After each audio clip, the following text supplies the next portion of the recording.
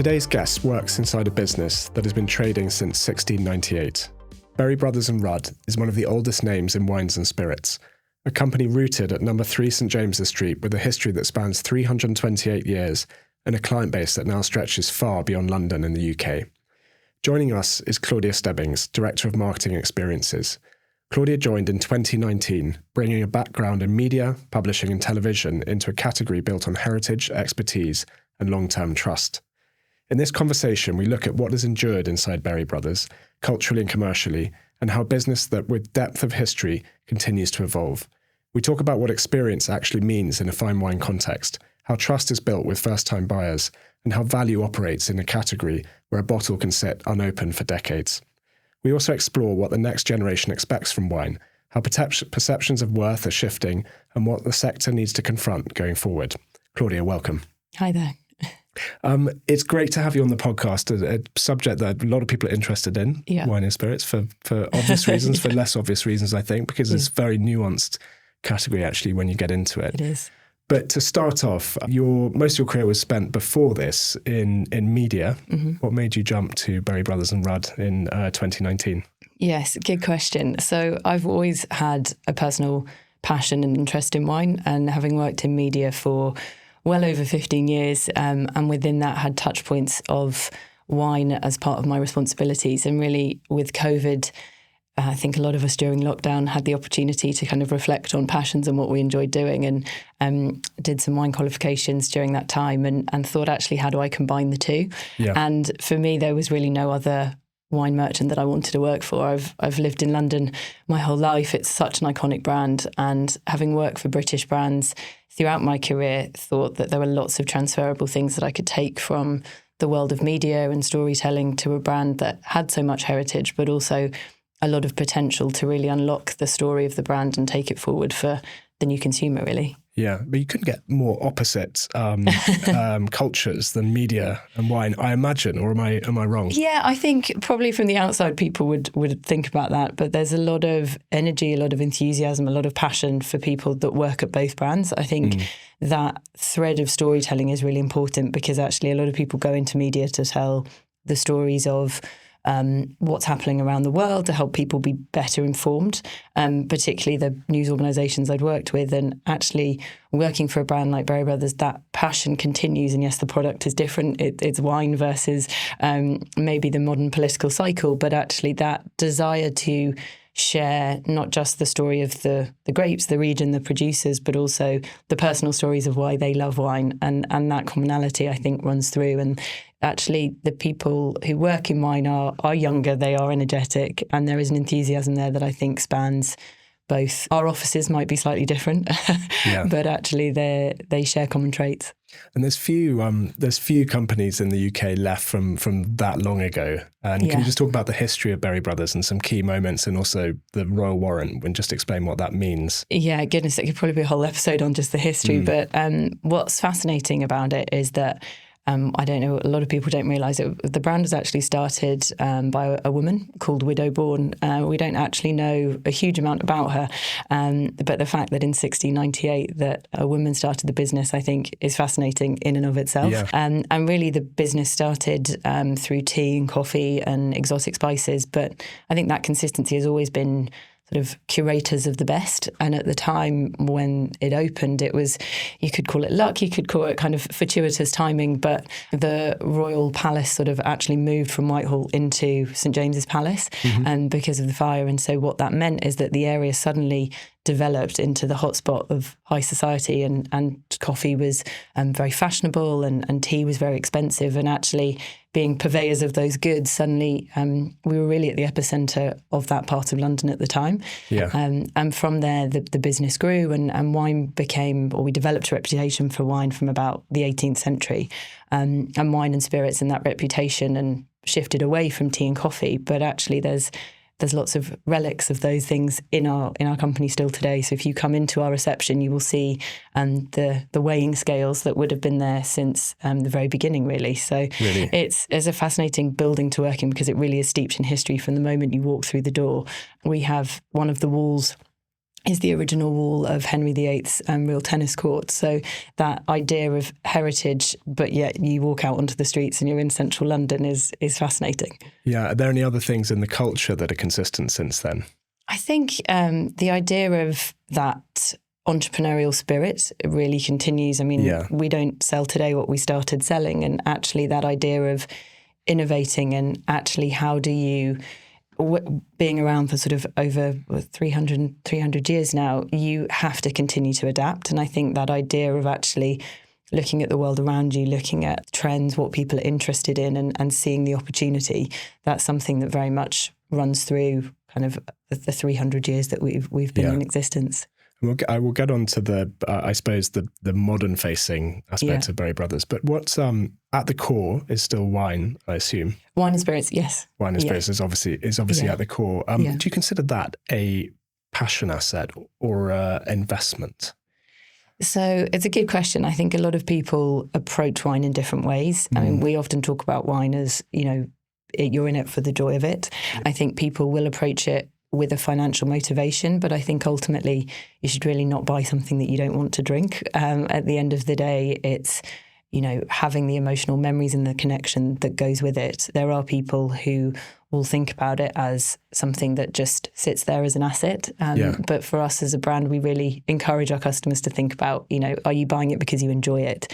And that enjoyment could come from collecting it over a number of years, thinking about passing it down, whether it's to family, friends, children, but really that emotional connection you have to the product, I think for us is really important, because actually you never know how a wine is going to evolve over time. And I think by its nature, that's what's exciting about it. Yeah. So you don't segment your buyers in that kind of way. I think they may self-identify in certain ways, but I think for us, we would talk about our services and offering and what we do. And really, if you're buying into that and us as a brand, then that's how we'd position it. Yeah. So there obviously are tastes and preferences change, as you've alluded to. There's so many things going on in also in terms of, I suppose, people's perception of alcohol and that sort of thing. So what has changed? What's the offer now versus, say, 20, 30, 50 years ago? I mean, a lot of it is the same, in the sense that actually we're built for people who want to build amazing collections and the ability to buy wine, store wine, enjoy it, all of those services actually we've been offering for the last 50, 60 years. I think what's changed is how people approach wine and their curiosity and how they come into it. So a lot of people and traditionally would have come into it through that sort of familial network and kind of inherited through the generations, and that's probably quite male dominated, I imagine. Yes, I mean, unfortunately, it probably is still slightly more male dominated, but we are seeing that trend shift, which is positive. But I think actually people's ability and openness has probably broadened out. I think obviously with the advent of social media and people, and generally online, people are discovering things in new ways, and people are more likely, just as like to find out about a Burgundy on TikTok as they are actually through wine education and wine school. So I think that the world of wine has opened up. And so for us, that is both exciting opportunity to find these new consumers. But actually a lot of the core of what we offer as the brand is the same, but how we communicate with our customers and how they discover us has changed. So the medium and the context changes. But actually, interestingly, at the core, I suppose, which might not be seen, is that for hundreds of years, you've had this, as a UK company or British company, you have the relationship with the growers. Yes, and absolutely. That's absolutely at the core of the business, isn't it? Yeah, and we often talk about, as a merchant, being the closest link between those who make it and those who drink it. And I think it's a really unique position. Why does that matter? Because actually a lot of people want to know what they're buying. And I think the world of wine can feel opaque sometimes as to actually, how do I trust and understand that this is good and what you're telling me? And actually having that relationship with the producers, and having worked with a lot of them for, decades, sometimes even centuries, these partnerships, actually that long-standing relationships that means that we can share that story in a way that feels authentic to the producer, and actually the end customer is having the experience almost as if they're meeting them and they're in the vineyard there and then. Yeah. And I think a lot of people really want to understand what they're buying, where has it come from, understand not just the story that they're being presented when it's bottled, but actually the story of the vineyard. And a lot more people, I think, are digging deeper, not just in wine, but actually the story of the product they're buying. Yeah, and so actually, I suppose, which brings to your role. So you're obviously involved in brand and marketing side Yes. of the business. Yeah. Would that have even been a thing 50 years ago? I mean, I think ultimately selling products to consumers, there's always an element of marketing that goes into that. I think the brand has evolved we've branched out into Asia, and we recently opened in Washington, DC. So thinking about the products and services we offer in the markets, that has changed. And so how the brand shows up in different parts of the world will be different. Can you talk about that just quickly? So let's take a UK drinker versus a Chinese drinker or someone in Hong Kong. Yeah. What are the cultural kind of nuances I think involved there? There was a really interesting piece of work that Arini Global, who's a sort of think tank within wine, did recently about how people get into wine and how they develop their taste for it. And I think education is quite an interesting one, the difference between East and West. And actually in thinking about China and customers we have in Hong Kong and Singapore, often education is the route in, and then people develop their taste and preference for it. Whereas in the UK and France and other European countries, it can tend to be that people develop a taste for something and then education is the secondary step. So I think that's quite an interesting difference. Ultimately, people want to learn, but their route in is a little bit different depending on where they are in the world. So do you wear a different hat when you're thinking about marketing strategies or brand tenants in those regions? Yeah, absolutely. I mean, I think the commonality is the enjoyment that people have for wine and spirits, but actually what they're interested in and the stories they're interested in do differ. And provenance is a really important part of it. So there are commonalities that we'll always talk about, expertise and the trust, but actually some people will want to drink wine at a slightly younger age, and actually that maturity to them is, and particularly we're finding, having launched into the US, that desire for more immediate consumption of mature wines that are ready to drink versus actually we found historically anyway for our UK customers that sort of curiosity and patience and laying down wine for the future is much more embedded in how people consume wine. Yeah. And what about new kind of regions or kind of areas that are popular now that weren't once popular, maybe the UK or places that aren't obvious? Is that a thing?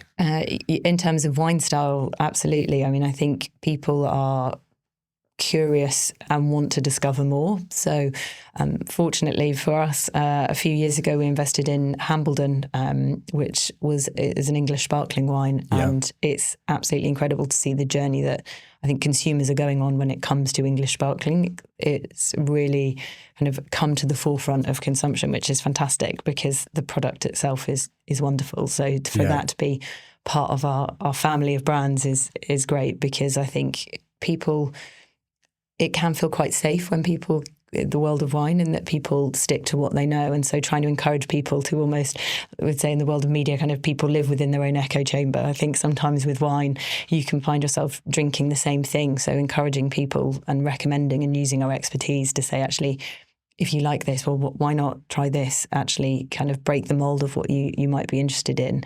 And I think that's part of the job for us and our teams and our experts internally, is to help people discover more. Yeah, and keep it fresh. Yeah, exactly. And what have you got some examples of some brand campaigns or marketing campaigns that you've implemented that you think are a bit different or a bit surprising, or from the world of wine, or both wine, spirits, and it? Yeah, I think so. Recently, we did a campaign sort of collecting starts with a bottle, and that idea of actually how do we move people beyond the transactional nature of buying something, and actually for a lot of people, the reason you remember a great bottle is because it reminds you of an occasion, a person, a particular moment in time, and actually you don't have to think about starting a collection through, goodness, I need to have, thousands of pounds and start buying hundreds of cases of wine. Actually, it's about starting with that one moment and then thinking about how do you evolve and develop that. And actually the beauty of wine is it can stay with you for literally decades. Yes. There is that immediate consumption you can have, but actually the idea of what might you want to drink 5, 10 years, 15 years down the line is that there's a romanticism to it that I think actually trying to move people beyond that, I'll just buy a bottle and drink it for today, was one thing we wanted, particularly the younger generations, to consider. Yeah, who I assume tend to drink it more immediately than older Yeah, or I think that, the given world we live in, people, that immediate consumption and gratification is something that we've just got quite used to. So almost that, slow down, time, enjoy things at your own pace and really consider what you're buying, I think is quite an important message. So if you look at your customer base, but I mean, do you look at sort of private clients, trade, e-commerce, I guess, or individuals? Is that how you roughly look at the business? Or? Yeah, I mean, because we've been around so long, we've got quite a diverse business of how we work. Yeah. So we've got 3 retail stores, so bricks and mortar in London and Basingstoke, and now in Washington, DC. Our private client business is the sort of lion's share of the business, and that's a really important part of that collecting journey for customers. Yeah. We recently launched our auction business.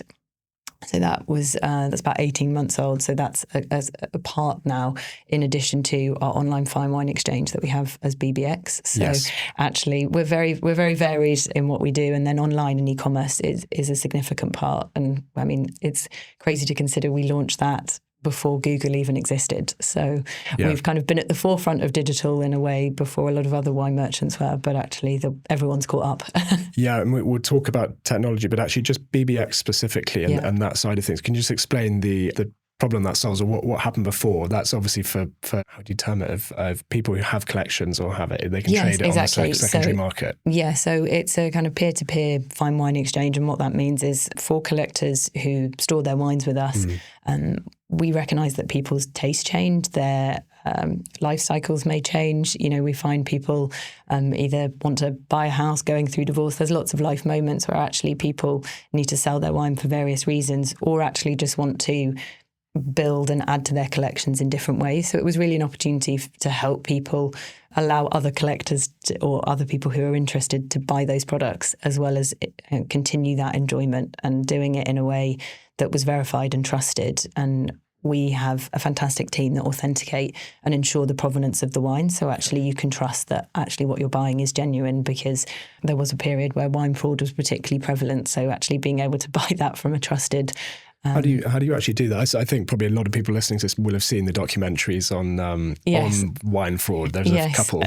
So we actually have an in-house authentication team. So all of the bottles that come in, and I don't profess to know the details of the technology that they use, but there are a number of things that they'll be looking for on the bottles and the labels to verify their authenticity. So the bottles, the labels, the packaging will all form part of that. So anything that we sell will have gone through that authentication process to validate that it is genuine, and we can verify that source of where it's come from. And I think in today's world, that's so important, particularly when you're buying wines that might be 50, 60, even sometimes 100 years old, if they're not necessarily for consumption, but just part of history. Yeah.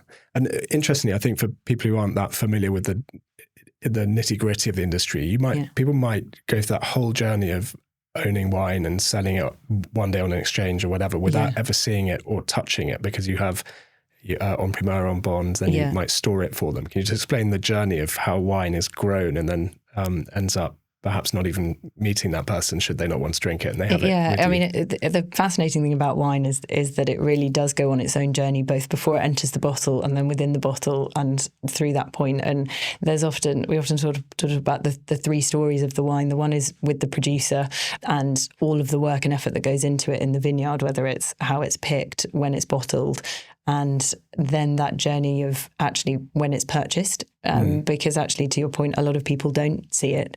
They buy it en primeur. It then is stored in bond, which essentially means it's temperature controlled and actually stored in the right conditions. And then either you can take it for delivery, enjoy it at home with friends and family, or if you do choose to sell it, to your point, you may never have seen the bottle. So in a way, you're sort of buying the potential and the future enjoyment of something before you've actually had a chance to taste it. Yes, it's incredible that. And going just to the technology side, you talked about BBX, but how has Berry Brothers adopted technology? And it has done in quite a forward-facing way. And I know that there's also lots of stuff in the industry with blockchain and NFTs and, some really wild stuff happening around the space as well. It's definitely making sure we're tapping into the right bits of technology. And we were at the forefront, as I said, launching a website before Google existed in the same year as Amazon. Feels slightly crazy saying that now, but at the time it was really an early adopter of that technology and thinking about how do we widen distribution beyond just the core of what we could do through our retail sites.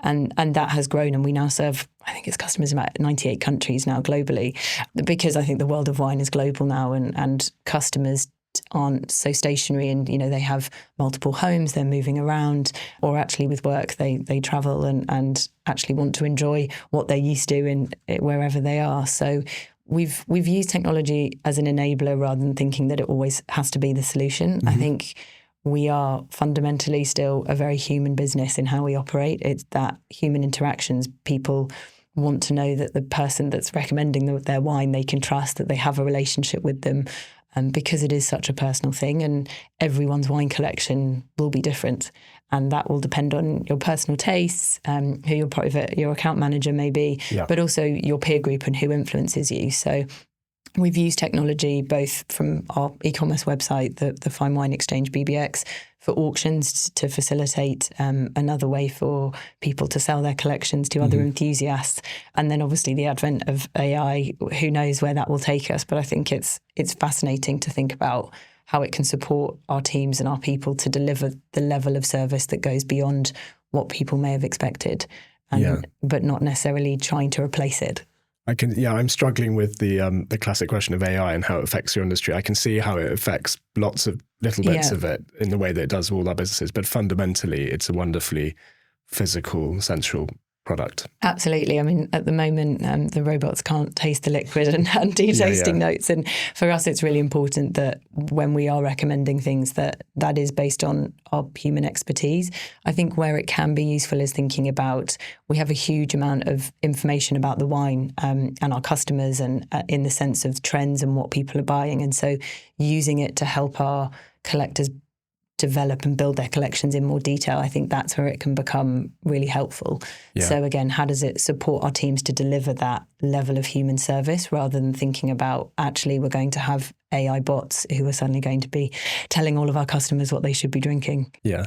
And you talk about the role of marketing and experience. Can you just talk about what experience means in the context of Berry Brothers? Yeah, so we're twofold, I guess. Ultimately, the experience side is every single touch point that people have with the brand, and that's everything from the physical experience to the digital touch points.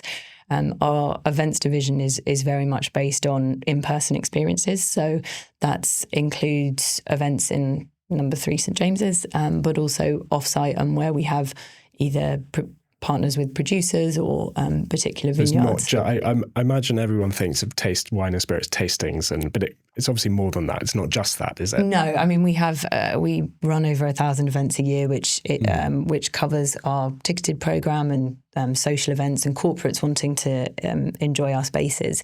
But also it's thinking about, how do we elevate experiences just beyond that? So a lot of people are buying with us digitally. So thinking about, what's that customer experience like? How does it evolve? How do people discover the world of wine, not just through coming in and tasting it and maybe coming to a one-day wine school, but actually, how do they self-discover what they like? How do they build their preferences and palate over time? And we see that change as customers grow with us, that actually what they started drinking when they first started buying is very different maybe to what they're buying in 10 years' time. And what about partnerships? We do those selectively. I think it's really important for us to find brands that align with us, not just, it doesn't have to be British brands, but thinking about, where are their shared values.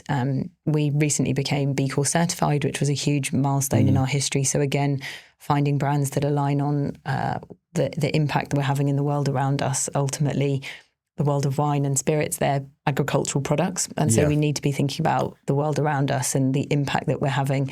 And being a family business, again, that longevity of how we think about the business and who we partner with and the impact we're having beyond just the immediate term. I think that's one of the real privileges of working in a family business, that you still have the family members within the business. So our chair is Lizzie Rudd. We have 8th generation Berry Brothers members of the family who work with us as well. So that idea of thinking about the now, but also the future, that's a real privilege. It's an amazing culture, that, because I imagine it's you have a long, compared to say a listed or a private equity-owned company, you have a really long-term horizon when it comes to decision-making investments. Yeah, because they're thinking about actually, the future generations of their family. What's the legacy that they're leaving behind? Yeah. Not just of the business, but also the world we live in. What's the impact we're having? And that's a global view, not just thinking about the London-centric side of what we do. Yeah. But actually, how do we think about the future? And that's something that, yes, we think about the short term and the 1, 2, 3 year business goals, but actually what will the business look like in 30 years time, 50 years time? Yeah. And I think particularly in your role, it sometimes takes time for the right things to bear fruit. Yes. And it's quite nice to have that kind of culture because it can be a bit frustrating in really short-term organizations. Yeah, and the family are involved, but in a really positive way, because I think actually they are taking a view where actually in other companies you do need to demonstrate results much more quickly. And that's not to say I don't have return on investment of my marketing KPIs, but actually just thinking about what's the brand value of this, and does it really align with who we are and what we stand for and our vision for the future. So we talk, we're a business obsessed by luxury and I suppose the perception of value or value. Yeah. How do you explain the difference between a £500 or dollar bottle of wine and a $50 bottle of wine? Yeah, I mean, there's many variables that will go into that. Some of that will be marketing, and some of it will be driven by scarcity and consumer demand. But actually, a lot of it is actually the value starts in the vineyard. Actually, is it hand harvested or is it produced by a machine? Actually, are people picking on very high slopes, and therefore the difficulty of doing it is actually harder. So I think it's easy to say, oh, well, £50 or £500, is there real value in it? But some of it's also what people put the value on. So for us, we will always say, we will share our expertise as to why we think it's a great bottle, but actually some of it will come down to taste and preference.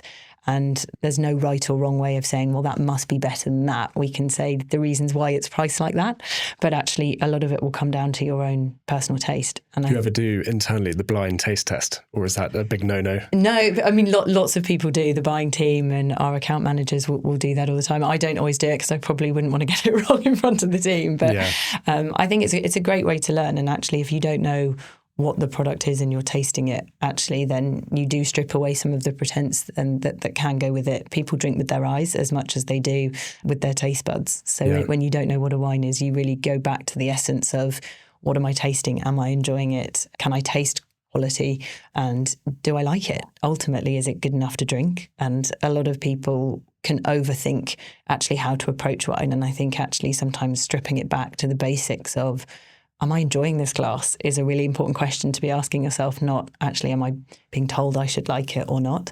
And I think the world of wine, for a lot of people, can feel intimidating. So actually, one of our jobs is to really help break down that barrier and say, go back to, what do you like? Where are you going to drink it? Who are you drinking it with? And how much are you prepared to spend? And where do you find value in it? And actually, yes, we recommend you might drink it with this particular type of food, but ultimately drink it with what you want to enjoy. And if you overthink and overanalyze wine, actually you can take some of the fun out of it. And ultimately wine and spirits are there to have fun. Yeah, and I get the sense it's a less stuffy industry than it probably might have appeared a few years back, as in... I hope so, yeah. Pairings and food choices and all that. It's less strict, isn't it? And I think, the world of food has really, expanded, and people are trying South Korean food. And yes, there are certain cuisines and wine that will pair better. But actually, if you're enjoying something, then enjoy it. And you can follow recommendations, and we will always say, well, this is what our recommendation would be if someone asked. But ultimately, if you want to drink red wine with fish, then do it, actually. Yeah.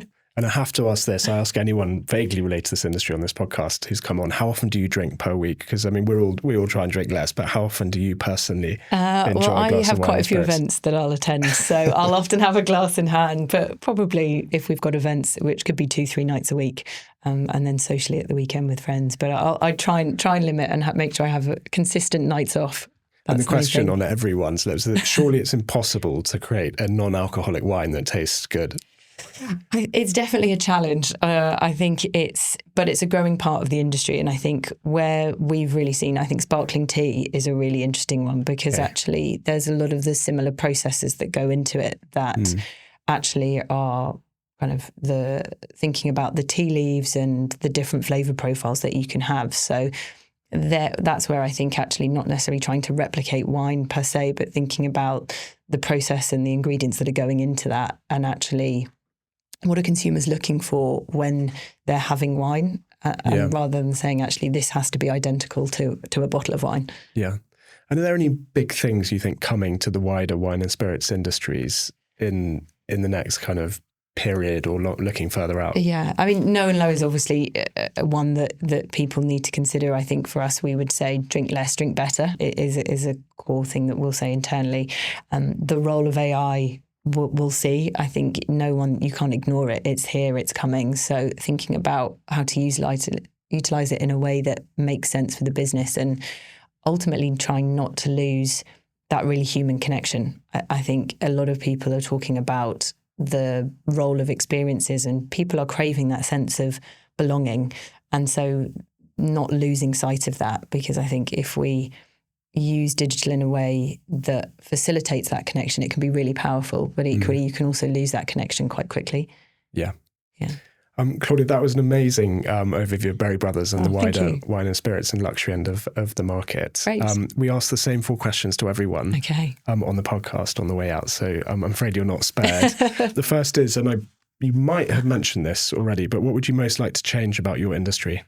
I think, as I said before, having more women in it. Yeah. I think there are lots of fantastic women, from producers, growers, buyers, everyone throughout. But actually, how do we encourage more women to join? It's a fascinating and fantastic industry to work in. It's just a cultural thing that someone in their 20s probably wouldn't join the industry? Or? I think what's interesting is you do see younger women coming in and on the consumer side as well, but actually over time the percentage of male-female does tend to you see more females drop out.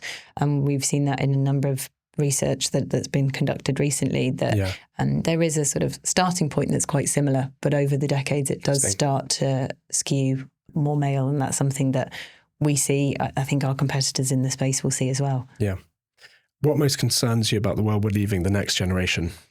Gosh, a few things. I think for me, probably the planet and how we're leaving it, because working in wine, you are very aware of the natural world, because ultimately that's what the business relies on. Yeah. And so what's I think exciting is that there are the younger consumers coming through. That's a really important measure of how they're judging brands and businesses and holding brands to account. In terms of sustainability, ethics, sustainability, they're demanding more. Yeah, they're wanting to know more. They're wanting to know where their product's from, how it was made, and that's great for us. I mean, there are lots of amazing producers who have been doing that for decades and really not really shouted about it. And so the fact now that that's always been part of their story and consumers are interested in that, it is amazing. But I think it's just, are we moving at the right speed to create enough change that the future generations will thank us for or not? Yes. Yeah. If you had to give up your job tomorrow, you're not allowed to work for Berry Brothers or in wine and spirits, what would you do? I'd have to try and find a way to combine, I think, media, storytelling, creativity. So, I mean, probably travel writer or something like that would tick quite a few of the boxes of the jobs I've had previously, and get to travel the world and hopefully still taste wine. Yes. Last question, what's the most exciting thing for you in the next 5 years? I think the world is in a state of flux at the moment, and not talking politically, but just actually I think what consumers are looking for, what they're craving from brands. And actually there's a really exciting point of really brands considering who they are, their essence, and what consumers want from them. And I think there has been a lot of hype, and I work in marketing, trying to get consumers to buy things, but actually now there is that considered purchasing. So really making sure that clarity of message, how to bring people in a way that feels like they belong, and that community piece is really exciting. I think if everyone's trying to do it, who's going to win. It's going to be an interesting one. But I think that sense of human connection coming back post-COVID and people really leaning into that, particularly younger generations, is great, because I think they're, with social media, the screen time and doom scrolling, actually getting back into real experiences and people enjoying human connection is foundational to who we are, really. Yeah. Claudia, thank you very much for coming in today and that podcast. Thanks.